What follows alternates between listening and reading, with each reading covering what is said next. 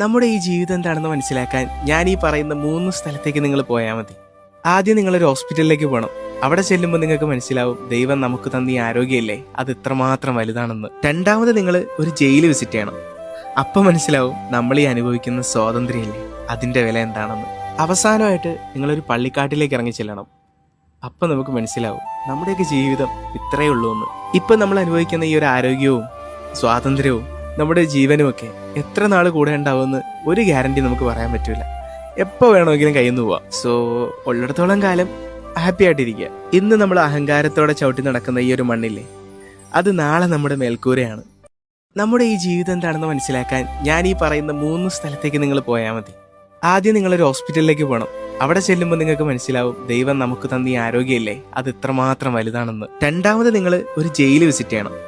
അപ്പം മനസ്സിലാവും നമ്മൾ ഈ അനുഭവിക്കുന്ന സ്വാതന്ത്ര്യമില്ലേ അതിൻ്റെ വില എന്താണെന്ന്.